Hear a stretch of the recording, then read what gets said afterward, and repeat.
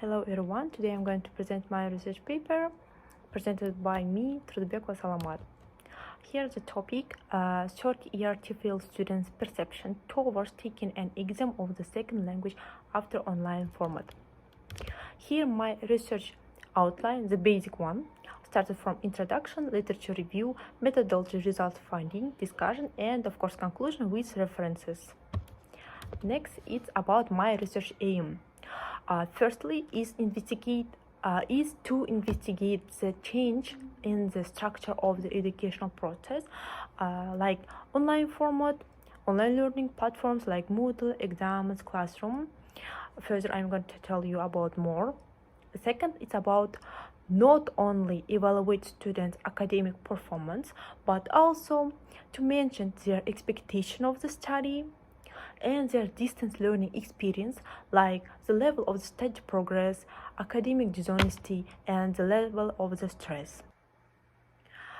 Here my introduction part is the condition of the strongest epidemiological threat. The education system of all countries faced to present the challenges. Because of the COVID-19, educational institution urgently switch to a distance learning format, in which we show the challenges and benefits, like using of the ICT, information and communication technologies, or OLP, online learning platforms. In this page, you can see my 3 following questions. First is about how does the use of digital technologies and literature accompany learning the second languages. Second, what's the level of teaching during taking exam in an online format compared to a traditional format? Third, what's the difference evaluating the progress of students between distance learning and the face-to-face? Literature review. I took 2 researchers according to the distance learning.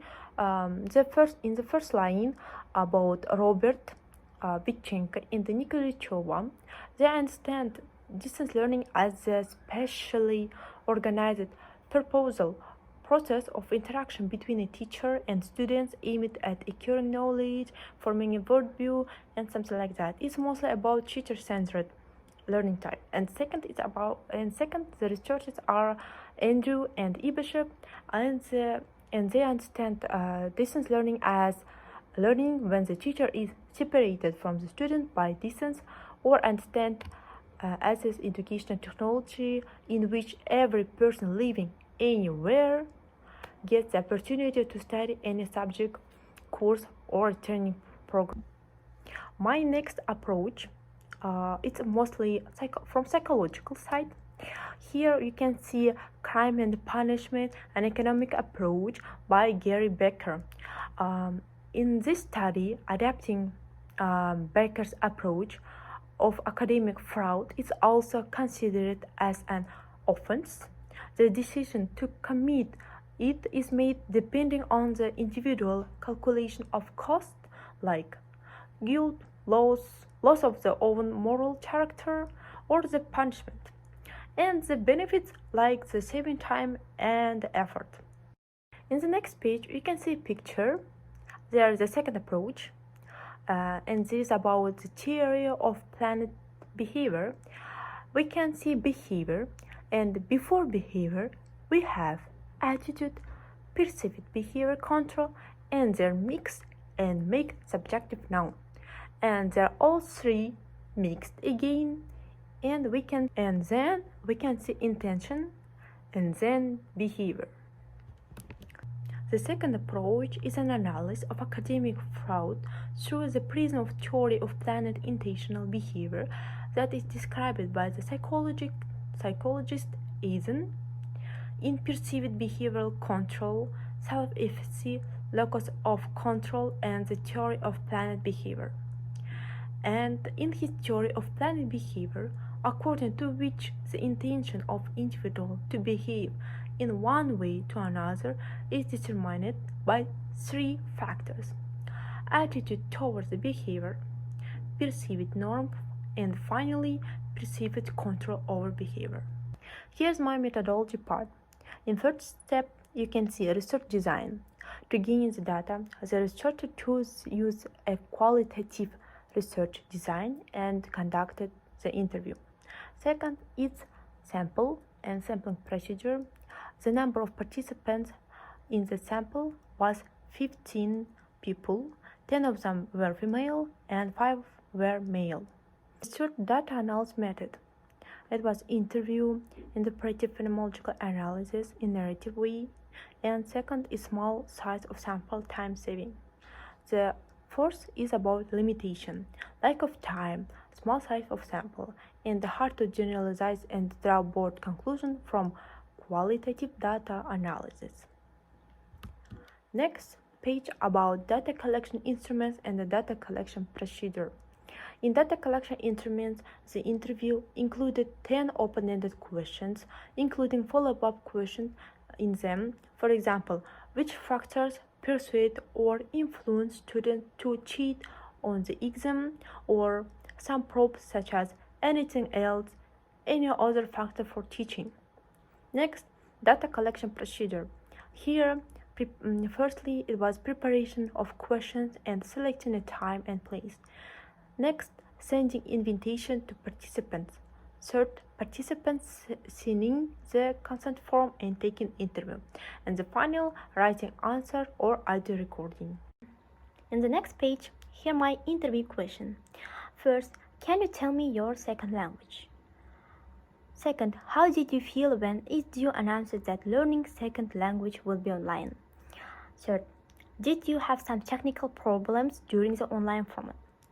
Fourth, did your teacher always prepare for the class, for example, books, worksheets, or video? Fifth, can you tell me your level of stress during taking an exam online to compare with offline? Sixth, can you evaluate the progress of learning a second language online to offline? 7. What factors persuade or influence a student to cheat on the exams? 8. Why do they students cheat if they will be teacher of the two foreign languages in the future? 9.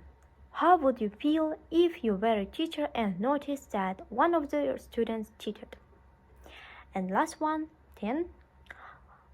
Do you think psychological phenomena such as imposter syndrome, perfectionist syndrome, attention deficit hyperactivity disorder, and other affect teaching, and how did it provoke them to cheat?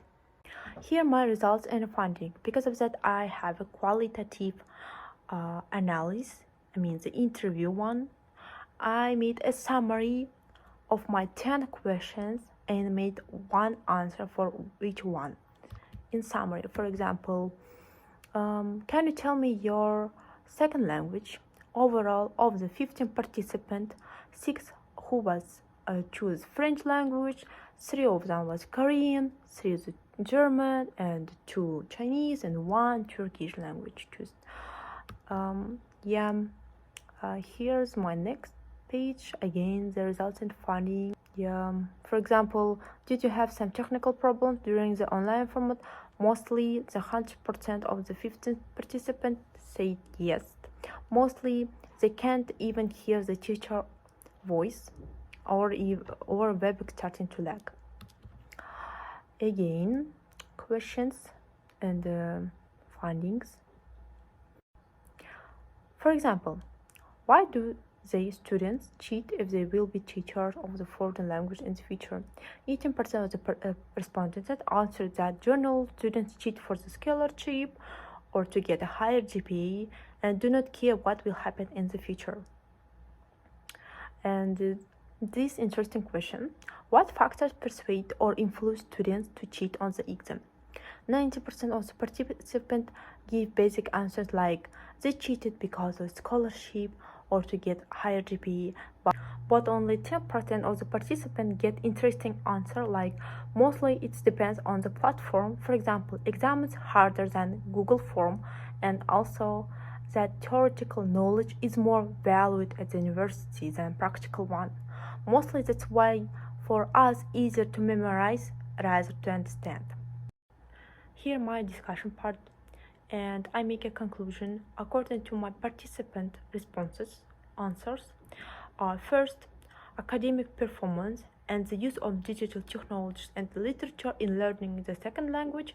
It was the same as the findings of Andreev and Ibishev, that mostly they were student-centered learning type, and however, even the teacher was ready to the lesson, they mostly did by themselves. Second, the level of teaching. Of course, the teaching, if it's something like usual, which we can see in everyday life, but mostly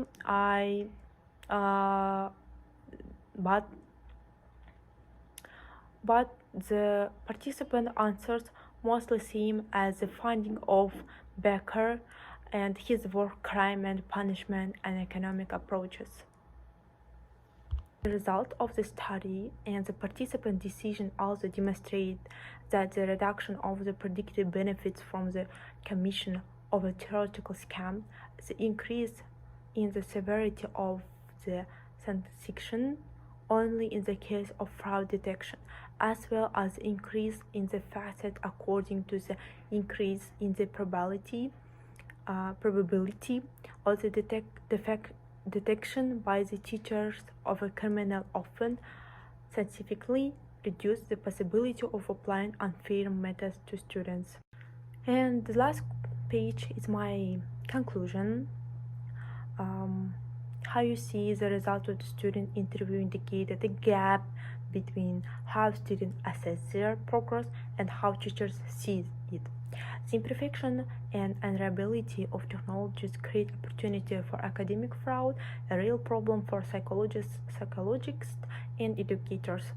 And the adaptation of exams to the online format requires education institutions and teachers to carefully consider several parameters like the nature of academic disciplines and the area of training, analysis of expected learning outcomes, and their own resources and individual characteristics of students.